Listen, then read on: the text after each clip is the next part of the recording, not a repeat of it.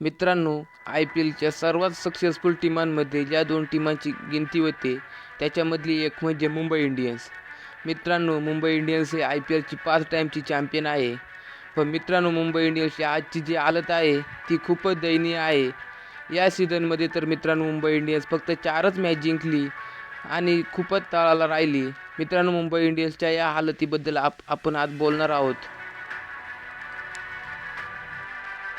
मित्रांनो, एक काळ होता मुंबई इंडियन्स आय पी एलमध्ये बाकी टीमांचा अक्षरशः धुव्वा उडवत होती आणि हारलेल्या मॅच पण जिंकत होती. मित्रांनो, मुंबई इंडियन्स ही आय पी एलची एक सर्वात सक्सेसफुल टीम होती. त्यांच्यामध्ये फक्त चेन्नई सुपर किंग्स अशी होती की ती मुंबई इंडियन्सच्या बरोबरीला उभी होती आणि मुंबई इंडियन्स ही कायमच आय पी एलची सर्वात लोकप्रिय फ्रँचाईज राहिली आहे. पण मित्रांनो, आज मुंबई इंडियन्सची हालत ही खूपच वाईट आहे.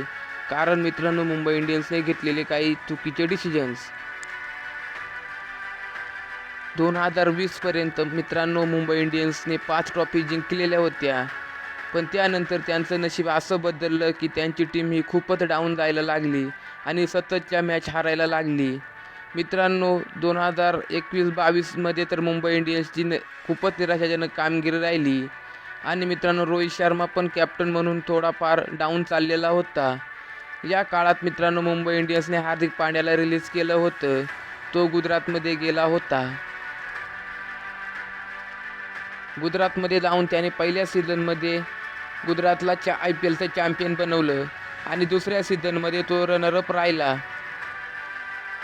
त्यानंतर मित्रांनो, न्यूज चॅनलमध्ये बातम्या यायला लागल्या की मुंबई हार्दिक पांड्याचा ट्रेड घडू शकते आणि मित्रांनो, झालं पण तसंच. मुंबईने हार्दिक पांड्याचा आय पी एलमधला सर्वात महागडा ट्रेड घडून आणला आणि त्याला मुंबई इंडियन्समध्ये आणून आपलं सगळं ठीक होईल अशी मुंबई इंडियन्सची अपेक्षा होती.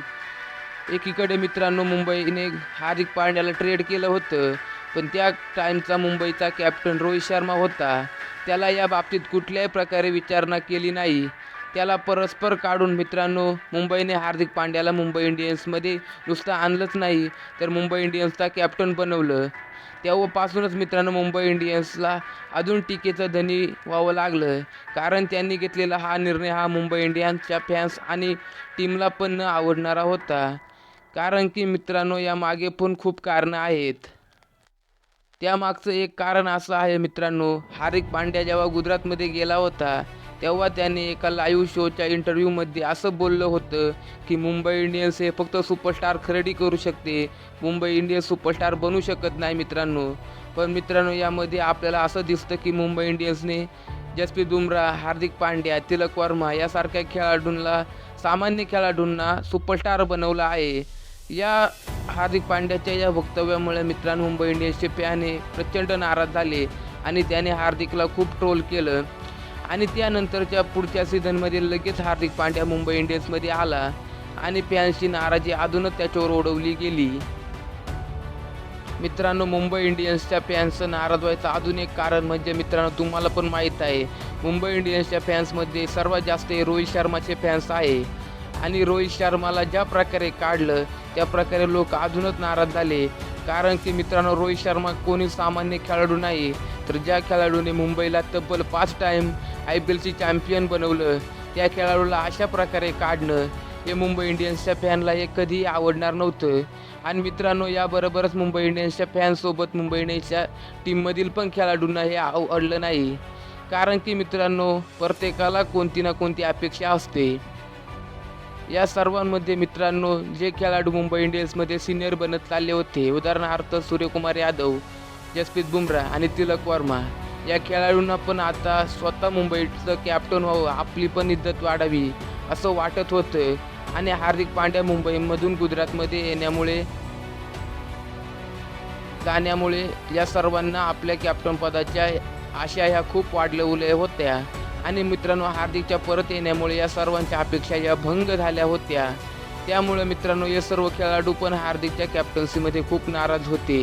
कारण की मुंबई इंडियन्ससारख्या एवढ्या मोठ्या फ्रँचायझीचा कॅप्टन होणं हे कोणासाठी पण अभिमानाची आणि गर्वाची गोष्ट आहे. त्यानंतर मित्रांनो, हार्दिक मुंबईमध्ये आला आणि मुंबईच्या आय पी एलच्या त्या सीझनची सुरुवात झाली.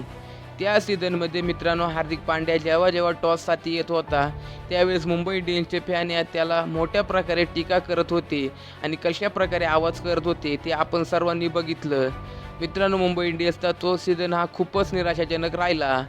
दुसऱ्या सीझनमध्ये मात्र मुंबई इंडियन्सने चांगली कामगिरी केली आणि ते क्वालिफायरमध्ये गेले, पण तिथे पण त्यांना हार मिळाली. आणि त्यानंतर मित्रांनो, आताच्या ह्या सीझनमध्ये मात्र मुंबई इंडियन्सचा कशा प्रकारे धुव्वा उडला ते आपण पण बघितलं. आणि मित्रांनो, IPL संपल्याच्या नंतर लगेच बातम्या आल्या की हार्दिक पांड्या मुंबई सोडणार आहे. हार्दिक पांड्याला ह्या टीमने अप्रोच केला आहे, त्या टीमने अप्रोच केला आहे. मित्रांनो, या सर्वांमध्ये मुंबई इंडियन्सच्या टीमचं खूपच नुकसान झालं आहे, कारण मुंबई इंडियन्सचे 3 सीझन हे खराब गेले आहे आणि त्यांचे फॅन्स पण खूप नाराज झाले आहे. या सर्व मागे दोष हा कोणाचा आहे? या बाबतीत अनेक लोक म्हणतात रोहित शर्माने मुंबई इंडियन्समध्ये गटबाजी केली, हार्दिकला म्हणावं तसं समर्थन केलं नाही. तर काही म्हणतात हार्दिकला मुंबई इंडियन्समध्ये आणण्याची गरजच नव्हती. तर मुंबई इंडियन्सचे फॅन्स हे बोलतात की आम्हाला रोहित शर्मा परत कॅप्टन पाहिजे. मित्रांनो, या सर्वांमध्ये मुंबई इंडियन्सची मॅनेजमेंट दोषी आहे, कारण की त्याने हार्दिकला आणलं हे चांगलं केलं, पण ज्या पद्धतीने आणलं आणि रोहित शर्माला न विचारता त्याला ज्या प्रकारे कॅप्टन्सीवरून काढलं, यामुळे मुंबई इंडियन्सचे फॅन्स हे त्याच्यावर प्रचंड नाराज होते आणि ते हार्दिक पांड्याच्या वागणुकीमुळे अजूनच नाराज झाले. पण मित्रांनो, यामध्ये काही हिंदी न्यूज मीडिया चॅनल हे रोहित शर्माला टार्गेट करून बोलत आहेत की या सर्वांमध्ये रोहितची चुकी आहे. असं बोलणाऱ्या चॅनलमध्ये स्पोर्ट यारी हा चॅनल आघाडीवर आहे. सुशांत मेहताने तर मुंबई इंडियन्सच्या या सर्वांमागे रोहित शर्माच कारणीभूत असल्याचे रोखठोक वक्तव्य मांडले आहे. मित्रांनो, तुम्हाला काय वाटतं? रोहितमुळे हे सर्व घडत आहे की हार्दिक पांड्याची वागणूक याला कारणीभूत आहे, की मुंबई इंडियन्सच्या मॅनेजमेंटने घेतलेला एवढा मोठा डिसिजन हा खूपच चुकीचा आहे? या संदर्भात मित्रांनो आपण बोलणं योग्य आहे, पण मित्रांनो या सर्वांमध्ये रोहित शर्माला दोषी धरणं हे कितपत योग्य आहे?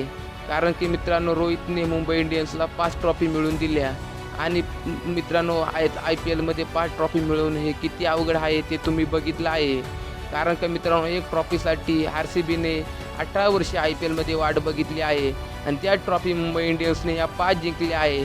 यावरून तुम्ही रोहित शर्माने मुंबई इंडियन्ससाठी किती मोठं योगदान दिलं असेल याची आपण सर्वांना माहीत आहे. मित्रांनो, ही होती मुंबई इंडियन्सची स्टोरी. जर तुम्हाला अशा स्टोरी पाहिजे असतील मराठीमध्ये तर आपल्या चॅनलला लगेच फॉलो करा आणि रोहित शर्माचे फॅन असाल तर चॅनलला लाईक सबस्क्राईब करा.